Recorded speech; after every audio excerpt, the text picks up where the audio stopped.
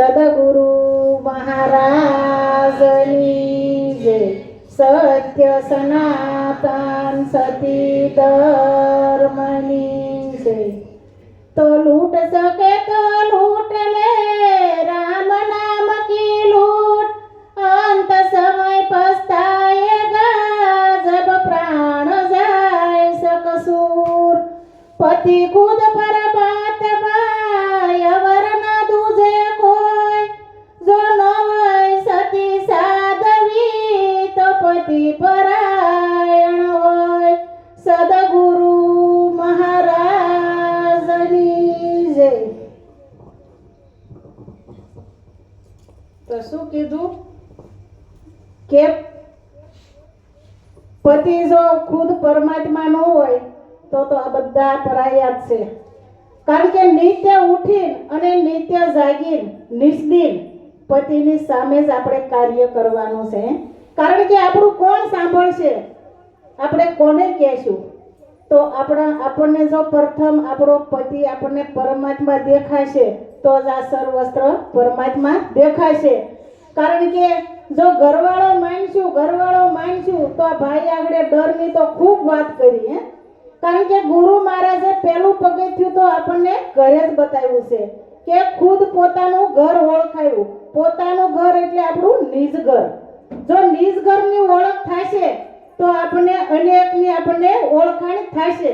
કારણ કે આ પતિ છે દેહથી છે, એ તો આપણા અહીંયા વાળા છે અને એ તો આવવા જવા વાળા છે.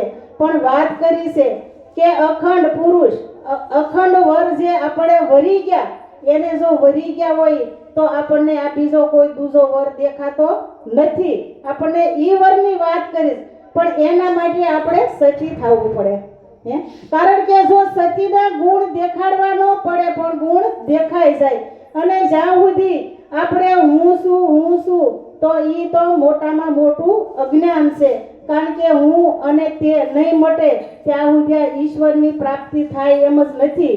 ગમે એટલે કર્મ કાંડ કરશું કે વ્રત કરશું. કારણ કે નાના હતા ને ત્યારે એટલી ખબર પડતી, ગોરમાને પૂછતા ત્યારે કે ગોરમા વર દેજે હારો. તો હવે આ વર દઈ દીધો તો પણ એ કયો વર આપ્યો છે એને આપણે ઓળખવાનું. પણ હવે થાય છે કેવું કે ખુલ્લા મનથી અને ખુલ્લા દિલથી આપણે માગી શકતા નથી. કારણ કે આપવા વાળા તો બેઠા છે કે માગી લો છે જોવે તે, અને જે કાંઈ કસરું હોય તે અમને આપી દો. પણ આપણે ખૂણે ખસક્યા ખાલી થતા નથી તો આ પાત્રમાં નવું આવે ક્યાંથી? કારણ કે વસ્તુ લેવા તો આપણે ખૂબ દોડીએ, આ ઉજાગરા કરીએ છીએ, આપણે ઘરે જઈએ છીએ, પણ આપણે આ બેન કે ને એમ કે ક્યાંક વાણીમાં રોકાઈ ગયા, કે ક્યાંક બે શબ્દમાં રોકાઈ ગયા, કે આપણે ક્યાંક મજા આવી કે ફલાણા ભાઈ બહુ સારું બોલ્યા, ફલાણા બેન બહુ સારું બોલ્યા, મજા આવી. પણ ઈ મજા કેટલી? ઈ મજાનું કોઈ માપ ખરું? પણ જ્યારે અલગ ધણીની જ્યારે આપણને મજા આવી જાય ત્યારે ઈ મજા છે ને ફૂટવાડી ન ફૂટે, અતૂટ છે ઈ. કારણ કે જેટલું ખાવું એટલું ખાવ. એને પણ કીધું છે કે લૂંટી શકો તો લૂંટી લો. કારણ કે અત્યારે આપણી આગળ આ સમય છે, આ પ્રાણ છે ને ત્યાં સુધી આપણા હાથમાં બધું જ છે. આ શ્વાસ હાલે છે તો શ્વાસ આપણો છોડતા નથી ને આપણે શ્વાસ આપણાથી લેવાતો પણ નથી. કારણ કે ઈશ્વરના હાથમાં બાજી છે, આપણા હાથમાં બાજી છે હું. કારણ કે આ રથનો મહારથી તો બેઠો છે, પણ આપણે એનો ઉપયોગ કરીએ તો આ તો કામ થાય એવું છે. કારણ કે ઈશ્વર અને ગુરુ જે કાંઈ કહી ખૂબ દયાળુ પરમ કૃપાળુ પરમાત્મા, ઈ તો એક નિજ ઘર કીધું ને કે તારા રથને હું આમ તેમ થવા નહીં દઉં, બાકી ચલાવવું અને ચાલવું તો તારે જ પડશે. પણ આપણને વિશ્વાસ થતો નથી. કોઈ આમ કહેશે, કોઈ આમ કહેશે. કારણ કે ડર છે ને મોટામાં મોટો પોતાનો છે. પોતાનામાંથી આપણને ડર નીકળતો નથી, બાકી જગત કોઈને કાંઈ પણ કહેતું નથી. આ આવીને સાના માના ભજન કરવા માંડે આપણને કોણ હેરાન કરે છે? પણ આપણે ભજનમાં જવું હોય તો કેટલા બાના કાઢીએ છીએ, મારે કેમ આવવું? લ્યો, પહેલો પ્રશ્ન ઈ જાગે, મારે કેમ આવવું? હવે ઈ તો પોતાને વિચાર કરવાનો ને, કેમ જવું? આ બધા કેમ આવતા હશે? આપણે એની સામે નજર રાખીએ તો આપણને ખબર પડે કે આ બધા કેમ આવતા હશે. કારણ કે આપણે ખુદ આપણને એકને જ જોઈ છે, પણ દુનિયામાં કઈ તો આપણે એક નથી અને દુનિયામાં કહીને તો આપણે એક જ છીએ. આ બધા ઘાટ છે પણ બાકી પરમાત્મા તો એક જ છે કે બીજો એ તો આ જે કાંઈ પામવું અને જે કાંઈ લેવું અને લૂંટાય ને એટલું લૂંટી લીધા જેવું છે પણ ખાલી થાય તો આ કામનું છે. બાકી માથે લઈને જો ફરીએ તો આ વસ્તુ કોઈ કામની નથી. આ કીધું ને કે આપણે ચોપડીમાંથી ભજન બોલી છીએ, પછી આપણે ક્યાંય ગયા હોય તો આપણને એમ કે બેન ભજન બોલો તો આપણે એમ કહી નહીં મને યાદ ન રહે, મને મોઢે ન આવડે. કારણ કે આપણે જો બહાર મુસાફરીમાં જવું હોય અને આપણે આગળ પાકીટ ન હોય તો રિક્ષામાં બેસવું હોય તો આપણે કેમ બેસીએ? એમ સંતો આપણને પાકીટ આપણા ખિસ્સામાં બતાવી દીધું છે કે તમે જ્યાં ખોલો ત્યાં તમારી આગળ તમારી મૂડી તમારી તૈયાર હોય. કારણ કે ગુરુની સાવી મળી ગઈ એને પછી શેની કશી પણ પરવા રહેતી નથી. અને આ આનંદની છે ને ભૂખ લાગવી પડે. ગુરુવાર આવે ને ત્યાં કુદરતી આનંદ થાય કે ગુરુવાર આવ્યો હાલો આપણે ભજનમાં જ આવવું છે. અને જ્યાં સુધી આપણને ભૂખ નહીં લાગે ને ત્યાં સુધી આપણને ભજન ક્યારેય નહીં ભાવે. આજ નહીં પણ ક્યારેય નહીં ભાવે. આપણા ઘરે હોય ત્યારે આપણે એમ કહીએ કે અમારા ઘરે સત્સંગ હતો, પણ સત્સંગ કરવા વાળા સત્સંગ કરી વયા જશે અને આપણે આપણા ઘરમાં બેઠા રહેશું. પણ આ ખૂબ ખાલી થઈ જવાય અને કાંઈક આમાંથી લઈ જવાય. આ વારે વારે સંતો પુકાર કરે છે આપણા માટે. એને તો પામી લીધું છે, એને ક્યાં ઘટે છે? પણ એને કાંઈક આપણને આપવું છે અને આપણને શીતળના સાંયે બેહાડવા છે.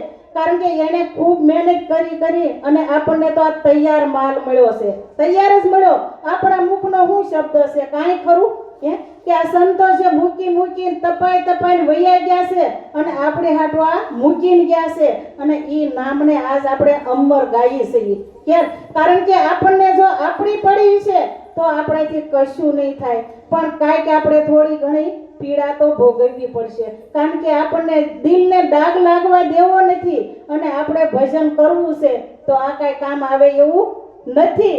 કારણ કે ગુરુ મહારાજે એક રંગના બધાને કરી દીધા છે ને પણ એમાં બીજો રંગ આવવો ન જોઈએ. પણ આપણે હજી બેમાંથી એક થતું નથી. કારણ કે એક નથી થતું ને ત્યાં સુધી આપણે પુસ્તક મુકાતું નથી, ત્યાં સુધી આપણે મોબાઈલ મુકાતો નથી. કારણ કે આપણે હજી ઘાટે ઊભા છીએ. જ્યારે ઓલે પંખીના બસ્સા હોય ને પંખીના બસ્સા, એ પંખીના બસ્સા ઉડે ને ત્યાં સુધી એને સંબંધ હોય. પણ પંખી જ્યારે બચ્ચું ઉડવા જેવડું થાય ધીમે ધીમે એને એની માતા ધક્કો મારી કાંઠે લાવતી જાય. ચકલી હોય ને કાંઠે લાવતી જાય, પછી ધીમેથી એને ધક્કો મારે એટલે ફૂર એની બીક વહી ગઈ અને બચ્ચું ઉડવા લાગી ગયું. પછી એ કોઈ એના પરિવાર સાથે ભેગા થતા નથી, જાતે રળી ખપી ખાય છે. અને એમ જ આપણા ગુરુ મહારાજે આપણને કાંઠો લાવતા આપણને હાવ કાંઠે લાવ્યા છે, ધક્કો મારે છે, પણ આપણે એવા પગ હજળ કરી દીધા છે ને આપણે આપણો પગ મૂકતા નથી. આગળ બેને વાત કરી એમ ખ્રિસ્તીને ખીલ્લા મારે છે ને તો ઢીલો ખીલ્લો હતો ને, સ્ક્રૂ ઢીલો હતો તો પણ એ એમનામાં પ્રાણ હતા ને તો એ બોલ્યા હતા હજી આ ખીલો ઢીલો છે. જુઓ તમે, કારણ કે એની સામું જગત હતું અને એ તો પરમાત્મા બની ગયા હતા. એમ આપણને પણ આપણે એક મરીને જીવાશે કે બીજું કઈ કારણ કે ઓલો ગોટલો હોય ને ગોટલો ઉગે ને ત્યારે એ ગોટલીનો પછી પત્તો ન રહે અને મોટો જબ્બર આંબો બની જાય ને કેટલા એને ફળ આવે અને ઈ ફળ આવે અને ઈ પછી પાકે ને આપણે ખાઈ છે તો કેટલો એનો રસ મીઠો આપણને લાગે છે. તો પછી ત્યાં ગોટલો રહ્યો ન હોય, ગોટલો હળી જાય. પણ આપણે છે ને આપણે એમ નામ રહેવું છે અને આપણે ભક્તિ કરવી છે.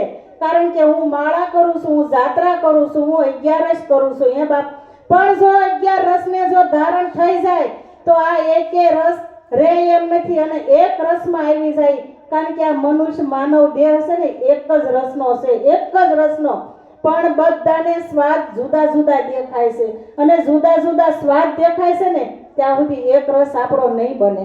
કારણ કે એક રસ બને ને તો આત્મા એક જ છે. બધાને ખબર છે કે આત્મા અમર છે પણ બોલી નહીં.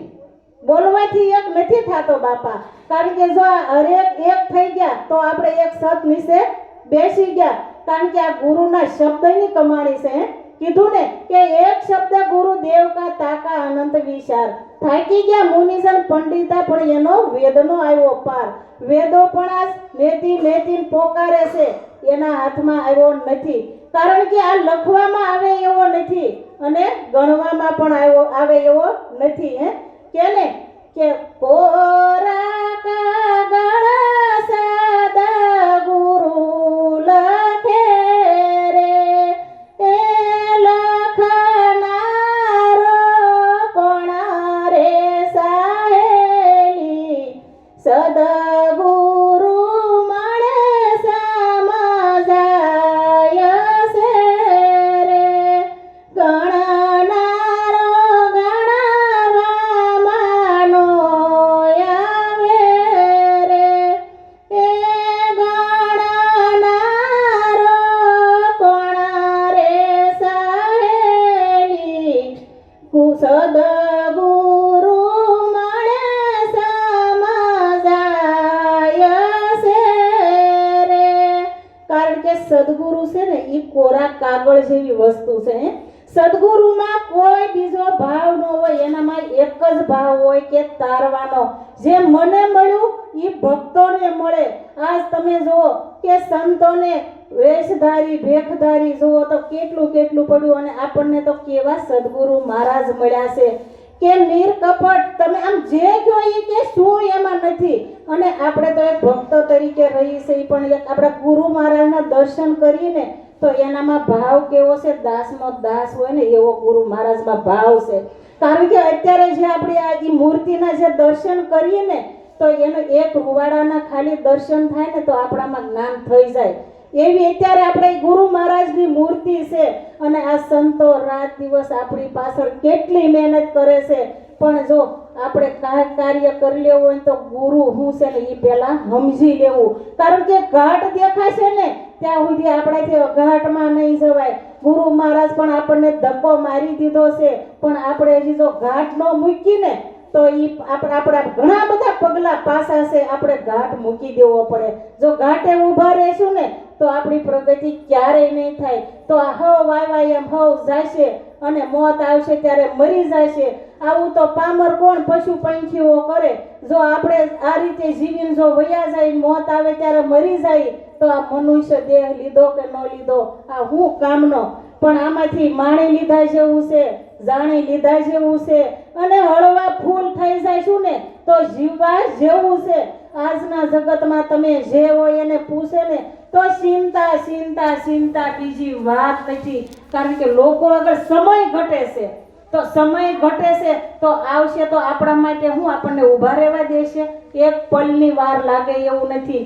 ગંગા સતી એક શ્વાસનો આપણને સમજાવી ગયા છે ને, એક શ્વાસનો આપણને સમજાવી ગયા કે 21,660 તારા કાળ એક દિવસના ખવાઈ જાય છે. તો આપણે તો હજી વાટ જોઈને બેઠા છીએ. તો આપણે અજ્ઞાન ઊંઘમાંથી આપણે જાગી જવાની ખૂબ જરૂર છે. કારણ કે આપણને હવે આપણે કદાચ તણાઈ જઈએ ને તો ઝીલવા વાળા આપણા બેઠા છે. આપણે કેવડો મોટો વિશ્વાસ છે, આપણને નિરાધાર મૂક્યા છે, પણ આપણી ઉપર હજી આ મણિધરને બેહાર્યા છે આપણા ગુરુ મહારાજે. અને આવું તો કોને મળે? પણ વાત કરીને કે જો હવે આમાં જો આપણું અજ્ઞાન અને આપણી જો ઊંઘ હોય તો અંધારામાં રાત આપણી પૂરી થઈ જાય છે, વાર કાંઈ નહીં લાગે. બસ એટલું કહી મારી વાણીને વિરામ કરું છું. મારાથી કાંઈ બોલાઈ ગયું હોય તો માફ કરજો. દાસાનો દાસ સદગુરુ